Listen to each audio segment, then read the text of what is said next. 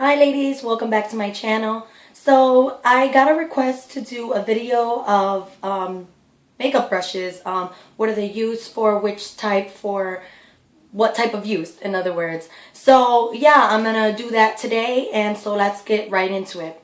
So I think my favorite brushes out of anything are eye makeup brushes, just because they're just awesome for like any use. And I'm not saying that they're specified for one use only, because you can always use one brush for all different sorts of things, and you'll see as we go along. So the first brush I'm going to show you guys is from Real Techniques, and this is a brow brush. Now it's an angle and it's like kind of compact, so it's pretty tightly angled. And yes, it is good for filling in the brows. You know, grab a little brow powder and fill it in.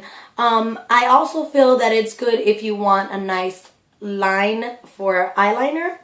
And you know, if you want to get a little bit of shadow and get it under the lash line as well, it's worked for that too. So there goes one brush, and that is the angled brow brush, which I also use for eyeliner. The second brush is this like detailed, it says it's a Pixel Point eyeliner brush. And this I love to use when I'm kind of smudging when I use like a cream eyeliner, and I like to smudge it kind of in the lines. And I'm going to do a video, you guys will see on how I do that. And it kind of softens it a bit, and I really like it for that. But I'm guessing you can also use it for gel liner. Sometimes you get gel liners and they don't come with their own applicator, and this would be perfect to dip in and use because it is pretty stiff, and you know, a stiff brush just gives you a lot more control. The next brush would be this accent brush. Now this little thing is really good for getting in the corners when you want to put like a little bit of highlights, or you know, if you want to like maybe get concealer, because it's very small. I also think it's very good as a concealer brush as well to get in, and it's just packed enough to hold things like eyeshadows and concealers. So that's really good, and it's a nice little small brush. The next one is this fluffy blending brush, and from Real Techniques call it a base shadow brush. Yeah, you could use it for, you know, putting your base eyeshadow, which is the one that's all over the lid, but it's also really great for blending out colors. So for instance, if you get a color somewhat in the crease and it's kind of just a flat color, you want to buff out the edges so it looks a little bit smoother and transition much better, and it's nice and fluffy. But I've seen a lot of girls have used brushes just like this to, you know, pat on powder when they're concealing under the eye, because it is very easy to get in there. Sometimes, you know, when you're concealing your face and you're using a concealer and you want to set just under there and maybe not set everything else, it happens. Because you don't want to keep caking on powder. You want to just use this one. It's really small. Stick it in the powder and just set that under there. And it's really good for that as well. Yeah, or if you wanted to do, maybe you have a small face and you want to do really strong contouring, some people use it for that as well. So see, lots of uses for different brushes. This one here is a Deluxe Crease brush, and to me, I do not really like to use this so much in my crease because I feel like it's really fluffy. I feel like it's much better for blending or packing on color, because my crease, to me, I feel like it's too small for that. But like I said, many uses for this brush. You use it, like I said, to set, you know, put setting powder, but also for, you know, all different sorts of application of eyeshadow.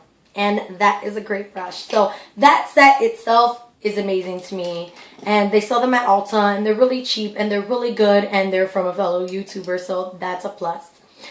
The next brush I'm going to go into, yes, I'm going to go with more Real Technique brushes because they're my favorite brushes right now. So, the next one is this buffing brush. And I think this brush could be used for so many things because it's not It's not super compact, but it's compact enough that you can apply foundation with it. I've seen girls use flat top kabuki brushes, which sadly enough, I do not have, you know, one of those tight foundation kabuki brushes. You know, here's to hoping that in the future I'll have one. But yeah, I'm slowly expanding my brush collection. And this one, I have to say, does good work at it because it's soft enough and it's dual fiber. That means, you know, it's a different fiber, and the tip, it's very light. So you can see it's like white. Well, it's kind of dark now because I used it. But, and then the bottom is more compact. It has thicker hairs. So hence the dual fiber. So yeah, you could use it for blending on foundation, and I have that in my beginner's foundation video. I can link down below, and you'll see that it really does blend very nicely, and it does a nice application of foundation. And it's also good for powders, for setting powder, for blush too. I've used this for blush. I don't super recommend it for blush. I'd rather have something more fluffy and lighter, but it gets the job done when you need to. The next one is a contour brush, and it looks like this. It's somewhat like a bigger version of like the fluffy blending brush, because it kind of looks like that. It's like a dome shape. It's dual fiber. So yeah, it really gets into those little corners. I did not contour today, but it really gets in there and around the sides, and I like it. It's very precise, and you know, you can always go in afterwards if you feel like it's too harsh and blend with this brush to blend out any harsh lines you may have done while contouring. To me, I think it's really great for the nose as well, because it really gets in there really good. And yeah, so this is good for bronzer, and even highlight. If you want to highlight above here, it fits really nicely above the cheeks, and so that's a really good brush. The next brush is a foundation brush. This is a pointed foundation brush. Why is that a tongue twister for me? And this one is small. It's of course, these are synthetic, the ones from Real Techniques, these. And it really does good application. This one I think is a bit small for me. I'm not really crazy about these flat foundation brushes. You know, some people are. So to each their own. Maybe also to just do concealing if you want to do concealing under the eye area, because it does fit in there pretty nicely. And I do have a larger one of those. And this one's from e.l.f. This one is a lot more stiffer. This one feels a lot more like straw. But it gets the job done when I really want to apply lots of foundation and get it on. And then I'll go through and blend it out with my trusty brush. And that's how I do that.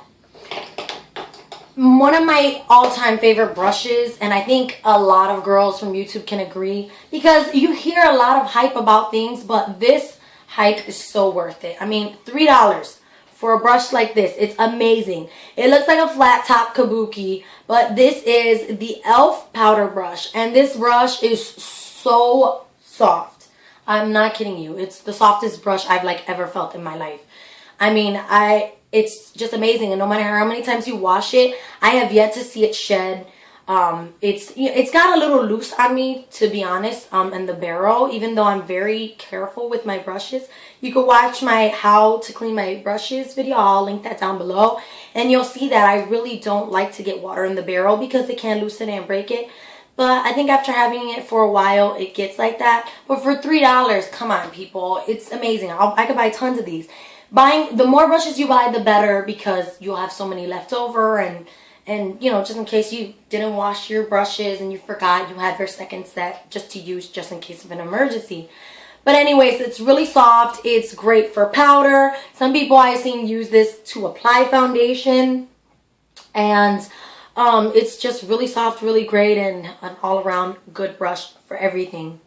The next one would be a blush brush. These I have 3 of these, but I don't even know where the other one is. Anyways, this is a small one, so it's smaller, but it's fluffy, so it's good to put on blush. And this one's a thicker one. Obviously, different brushes sometimes come in different sizes because we all have different face shapes, and you know, maybe you want to use it for different things. I think this one would be great for contouring for my face because it seems like it would fit in there nicely.